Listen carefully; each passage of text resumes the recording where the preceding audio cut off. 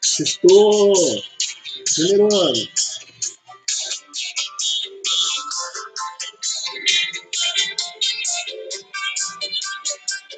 Hoje é sexta-feira, chega de canseira. Chega de canseira. Aí não pega nada, porque não pode. Vocês são crianças. Vem aqui. Boa sexta-feira para vocês. Sextou. Vamos lá para nossa aula de produção de texto, a última de hoje, né? Vamos terminar hoje mais uma parte das narrativas. Então abra comigo a apostila. Eu falei produção de texto, mas é literatura, tá, gente? A apostila de literatura, que se chama Língua Portuguesa na apostila, né? Página 44. Vamos lá. Na aula passada, eu li com vocês textos narrativos, né? Olha aqui. Mostrei como a narrativa pode vir em forma de prosa, texto corrido, música e texto de poesia, tá bom? Hoje a gente então vai começar a ver os elementos formadores das narrativas. Primeiro, para que serve uma narrativa, né? Qual é o elemento básico? Qual é a origem? Qual é o objetivo central? Ó, quero que vocês anotem isso na apostila, tá bom? Fundamenta-se em desenvolver fatos, duas expressões importantes, ou acontecimentos fictícios. Todas as vezes que eu falar para vocês de fatos, ó, eu estou falando de realidade, ok? Eu não devo dizer fatos reais, porque se são fatos, são reais. Então eu vou dizer aqui, ó, fatos fazem parte da realidade. Então, um exemplo de gênero narrativo que fundamenta-se em contar fatos é a notícia. Ok? A gente está excluindo aqui, então, as fake news. Tá? Não, a gente não está considerando, então, fake news. Mas sempre que a gente tiver, então, uma narrativa de fatos, nós estamos automaticamente falando de realidade. E um exemplo é a notícia, que pega os acontecimentos do dia a dia, do cotidiano, e transcreve para o papel, ou para o áudio, ou para o vídeo, contando para o nosso leitor, ouvinte ou telespectador todas essas coisas que aconteceram na sociedade. Os crimes, a corrupção, as doenças, as boas notícias quando uma comunidade supera um problema. Então, tudo aquilo que é noticiado como algo que realmente aconteceu no nosso mundo, eu vou chamar de fato. As narrativas também podem evidenciar acontecimentos fictícios. E aqui eu estou falando, ó, do mundo da fantasia, da imaginação, tudo bem? E um exemplo é a fábula.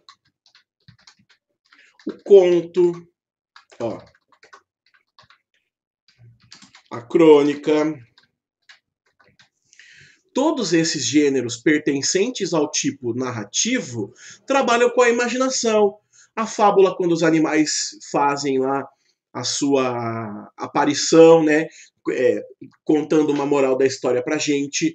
Tem o conto, que é algo mais intimista, em histórias em que o ser humano está posto em xeque, ou a crônica, que são elementos do cotidiano. Não importa a forma como essa narrativa se materialize.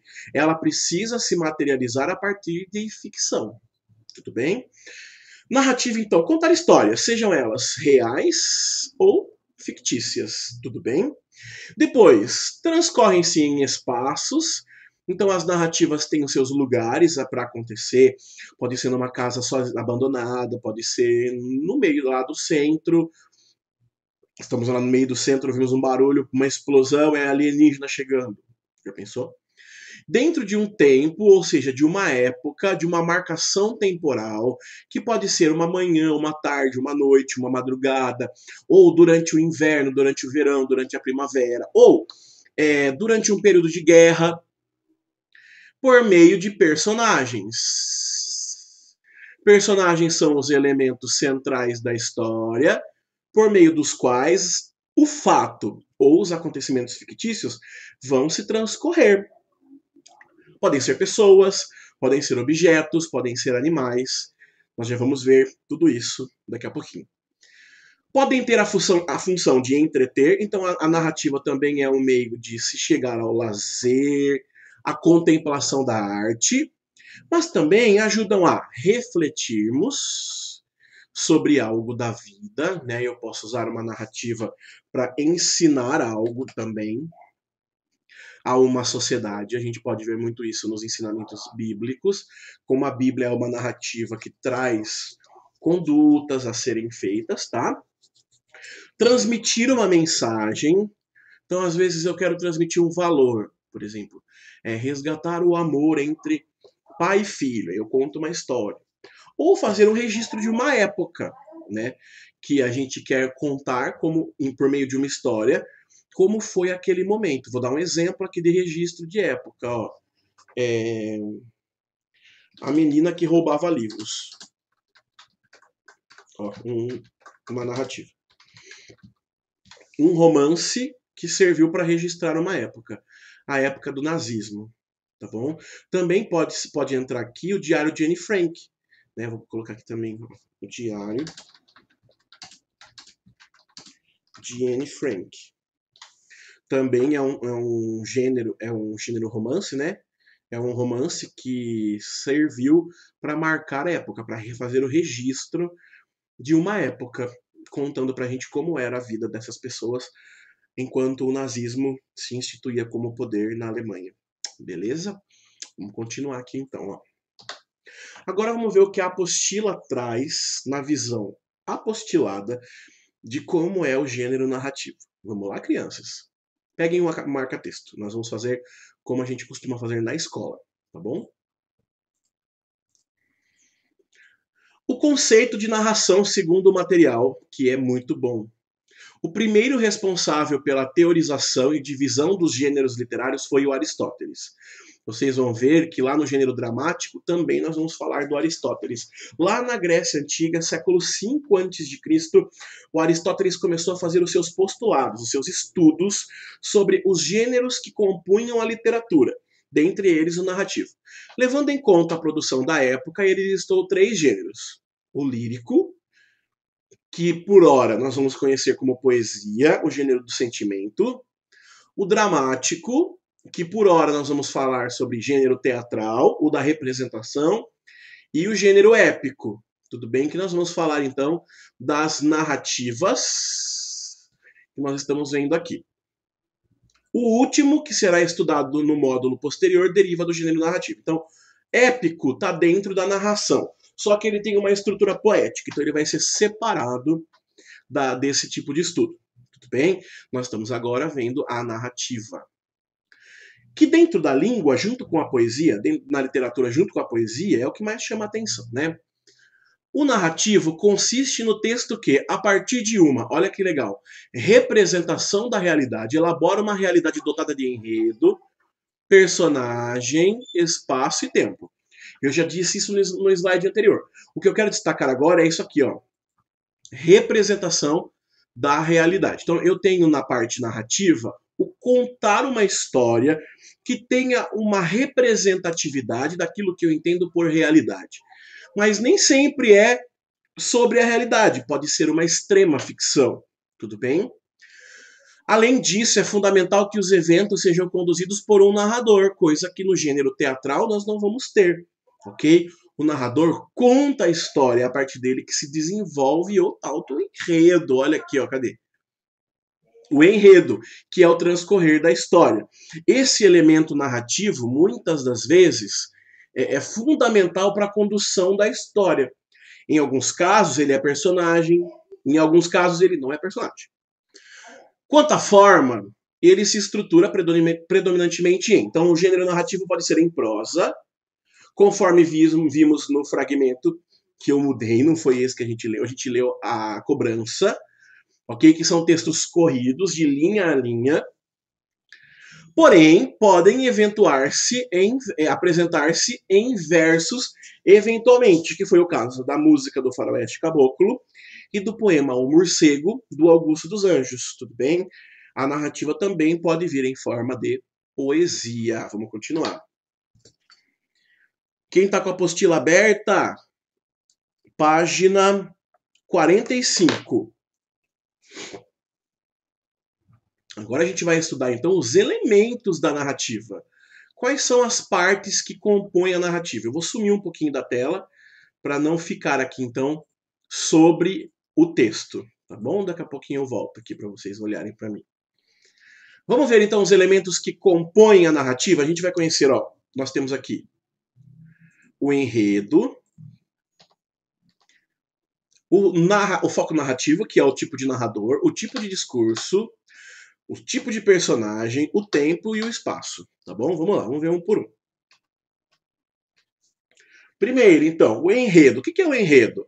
É a história narrada, ok? São os fatos, é a sequência de fatos. Ó, a palavra enredo, tudo que eu grifar, grifa também, deriva de outra como se fosse rede, tá bom? Então, enredo vem de rede, algo que é abocanha, né? Que prende.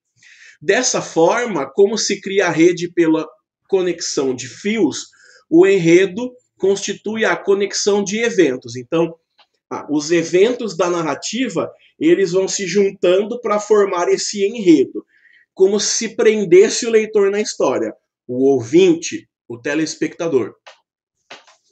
Trata-se, portanto, da trama de acontecimentos da narrativa. É importante destacar que, quanto mais bem amarrada, por isso rede, a sequência de ações, mais o leitor se sente preso à história.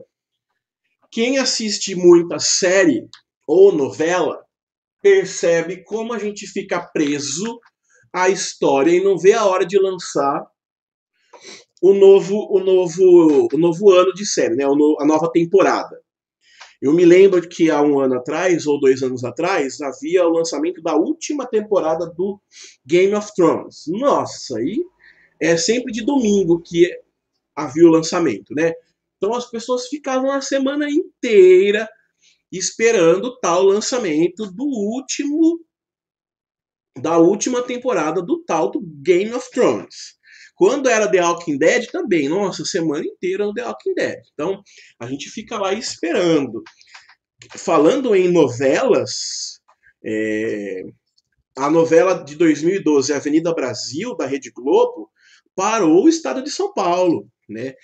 O último capítulo foi numa sexta-feira, as ruas estavam praticamente vazias, porque a população, de tão presa à história que estava, foi para casa assistir a Avenida Brasil em 2012. Tem até reportagens sobre isso no Google, você pode pesquisar depois. Imagina, gente, na época em que os textos narrativos eram propostos, né, em radionovela. A novela pelo som do rádio. Já pensou? Esperar o próximo dia pela trama que vai contar por meio de som o capítulo. Devia ser muito emocionante.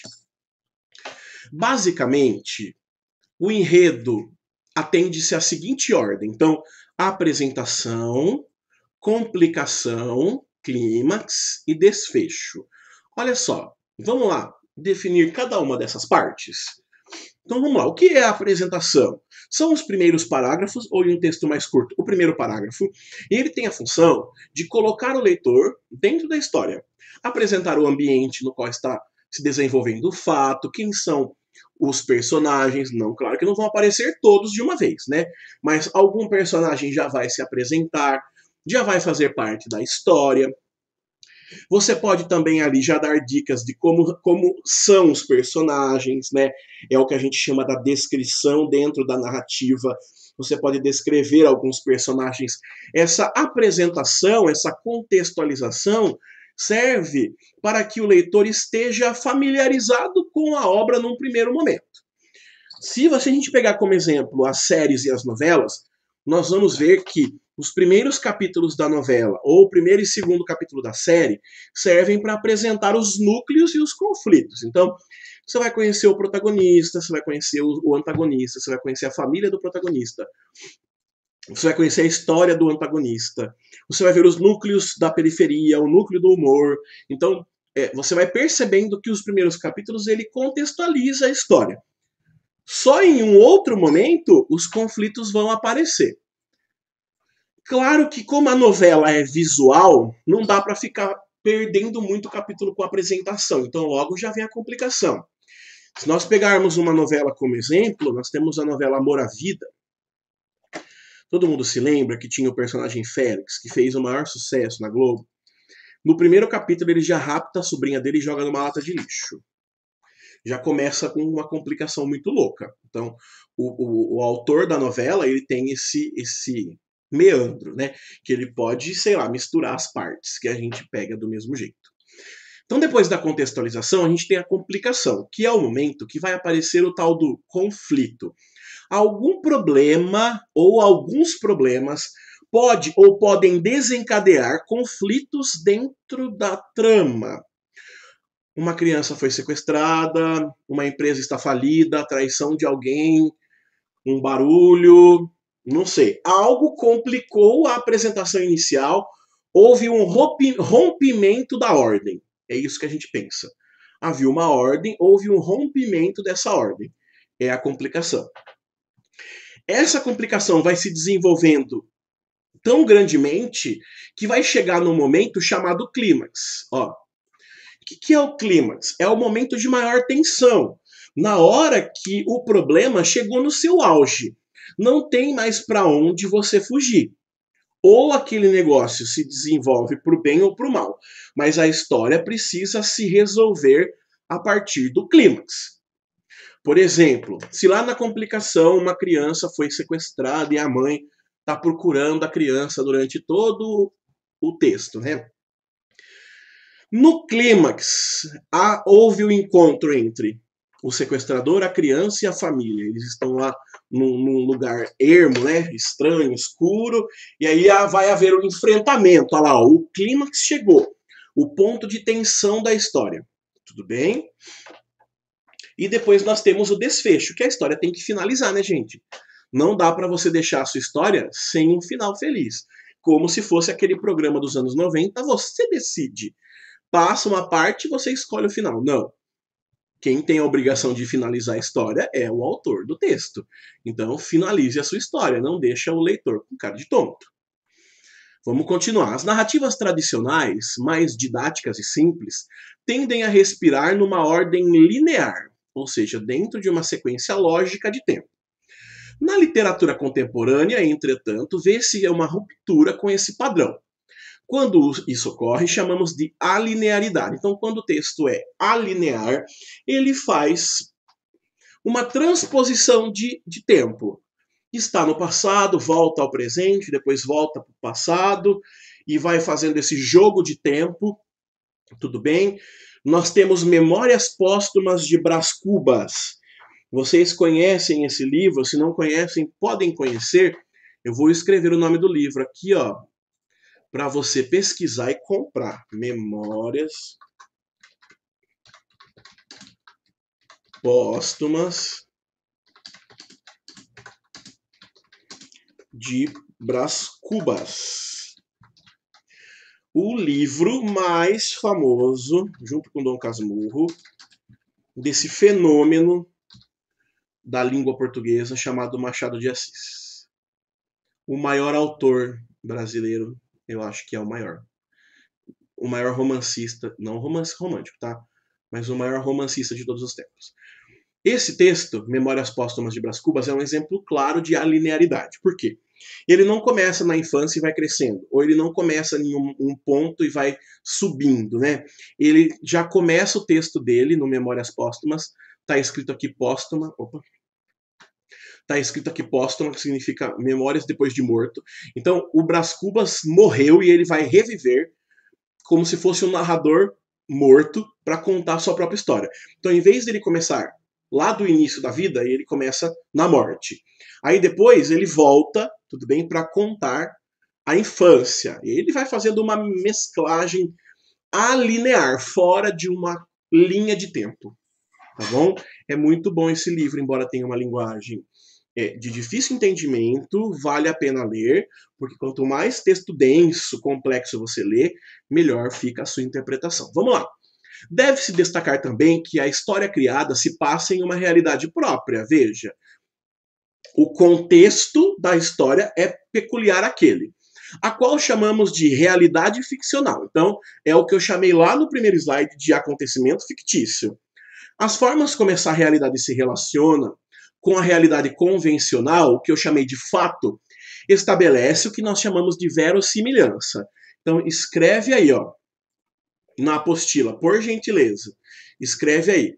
Verossimilhança, já está escrito aqui, então você puxa uma flechinha, ó. Verossimilhança, relação entre a ficção e a realidade dentro de uma narrativa. Ok? Então, a forma como essa verossimilhança, ó, se estabelece tem a ver com a relação entre ficção e realidade. Quanto um texto tem a ver com a realidade? Quanto um texto só tem sentido internamente? Vamos ver? Existem aqui, então, dois tipos de verossimilhança. Verossimilhança externa e verossimilhança interna. Olha a diferença. Verossimilhança externa. Quando os eventos, ou seja, os acontecimentos da narrativa são possíveis de ocorrer na realidade convencional. Então, quando a obra, a narrativa, tem muito a ver com o mundo externo a ela, tem muito a ver com o mundo real, nós vamos dizer que essa obra apresenta verossimilhança externa. É o caso de A Cobrança, que nós lemos lá no começo do capítulo. É possível alguém dever para o próprio marido e ele ir lá pegar o cartaz e, por zombaria, ficar zoando na frente da casa? É provável. Então, A Cobrança apresenta a verossimilhança externa, porque aquele texto tem muito a ver com a nossa realidade do mundo convencional. Agora, verossimilhança interna. Quando os eventos desenvolvidos no enredo só são possíveis dentro da ficção. Então, por exemplo, existe uma realidade que só faz sentido dentro da própria ordem daquele texto. É o caso de contos de fada. Existe um lobo por aí que devora as senhorinhas? Mas dentro do contexto lá do mundo da Chapeuzinho, tem sentido? Tem. Para um conto de fadas em que existem elementos sobrenaturais, elementos fantásticos, pode haver um lobo mau. Então, não é que aquele filme não tem aquele texto, aquela narrativa não tem coerência. Não, ele possui verossimilhança interna, ou seja, dentro do contexto daquela obra faz sentido. Tudo bem? Vamos lá. Para encerrar nossa aula, eu quero falar desse filme com vocês. E eu já vou colocar um negócio aqui. Classificação indicativa. 16 anos. David, não é para você falar desse filme pra gente. Porque a gente só tem 15. Eu sei que vocês assistem coisa pior, tá? Com muito mais violência. Então eu vou indicar para quem quiser assistir, você não é obrigado. Ok? Esse filme é um ótimo filme para a gente trabalhar verossimilhança interna e verossimilhança externa, porque ele é uma ficção que tem traços de realidade convencional e traços de realidade ficcional. Eu vou contar um pouco do enredo e quem quiser tem na Netflix, tá? O filme se chama Onde Está a Segunda e quem já assistiu sabe que o filme é extremamente bom. O filme tem uma sacada muito louca que vai fazer você ficar preso ao enredo o tempo todo. Problemas do filme. É muito violento, ok? Então, quem não gosta de tiro, quem não gosta de violência, não assista. Embora a base da história não tenha nada a ver com violência, por conta de uma perseguição do próprio governo americano, vai ter violência, tá? Outra coisa, vai ter elementos de sexualidade, ok? Vai ter pessoas nuas. Então, se você não curte ver pessoas nuas em filme, embora não seja essa a proposta da história de novo, é um elemento pertencente ao filme. Nudez e violência, por isso que nós estamos falando de um filme que tem classificação 16 anos. Assiste quem quer. A história se passa no futuro, nos Estados Unidos. Eu não vou saber dizer o tanto de tempo que é, mas vamos supor que sejam 100 anos à frente da nossa época. E aquela sociedade dos anos 2100, vou pôr um exemplo, tá bom? Aquela sociedade está vivendo a sobrecarga de população. Muitas pessoas nasceram e os países estão sobrecarregados de pessoas. Então, o governo norte-americano faz uma lei proibindo que famílias tenham mais do que um filho por família. Então é o tal do controle de natalidade. Quem tiver, olha que louco, agora vem a ficção. Quem tiver mais de um filho na família, tiver gêmeos, trigêmeos, quadrigêmeos, tem que pegar ficar com apenas um e os outros devem ser levados para uma entidade do próprio governo que vai fazer um congelamento dessas crianças, ok? E revivê-las num futuro próximo. E isso é o que a obra nos conta no começo, que o filme nos conta no começo. Então, todo mundo que, por exemplo, a mulher engravida de gêmeos, ela vai escolher, olha que triste, ela vai escolher ficar com uma das crianças e a outra tem que ser dada para congelamento. Logo, os casais do país ficam com muito medo. Então, eles se programam para ter um filho só. Acontece que uma das famílias tem 7 gêmeos. 1, 2, 3, 4, 5, 6, 7. Sendo assim, o pai dessa família vai ter que ficar com apenas uma das crianças e levar as outras 6 para congelamento. Claro que o pai não vai aceitar tamanha agressividade com seus filhos. Então, ele decide viver escondido em um lugar da cidade lá que é mais distante, ok? E ele vai deixar as suas 7 filhas presas em casa. Quando elas forem crianças, já mais crescidinhas, e tiverem que conviver com o mundo, ele tem uma ideia. Para que cada uma possa ver a realidade do mundo, conhecer a sociedade, ele vai deixar cada uma das 7 filhas sair um dia da semana. Então, por exemplo, a segunda-feira, a terça-feira, a quarta-feira, a quinta-feira, a sexta, o sábado e o domingo. Então, cada uma das filhas dele vai ter um apelido. Uma vai chamar segunda, uma terça, uma quarta, uma quinta, uma sexta, um sábado e um domingo. Então, por esse apelido, ele vai controlando quem sai e quem volta. Então, na segunda-feira vai sair a segunda, ela vai lá e estuda. Na terça vai a terça e por aí vai. Acontece que elas crescem, vão virando mulheres, né? E eles sobrevivem todo esse tempo nesse esquema. E de repente, quem some? A segunda-feira some. A filha número 2, que é a segunda-feira, né? Porque tem o domingo, que é o primeiro dia da semana, a segunda-feira desaparece. E nenhuma delas sabe onde está a segunda-feira. Acontece que o pai, em uma estratégia, vai tentar fazer com que cada uma que saia durante a semana vá procurar a irmã, ok? Só que o governo sabe dessa família e eles não sabem que o governo sabe. Então, vai morrendo uma por uma. Uma por uma. Uma por uma. Todo mundo que sai não volta mais, tudo bem? Até que eu acho que, se eu não me engano, sobra só a quinta-feira. A quinta-feira é a que sobra. E ela vai ser a que vai procurar sozinha a segunda-feira. Onde está a segunda-feira? Aí a gente pode. É muito bom esse filme, gente. Aí a gente pode pensar em verossimilhança, né?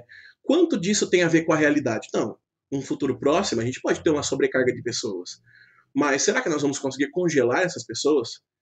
Será que essas pessoas deverão viver presas em um mundo separado? Olha que legal, verossimilhança interna e externa. Tudo bem?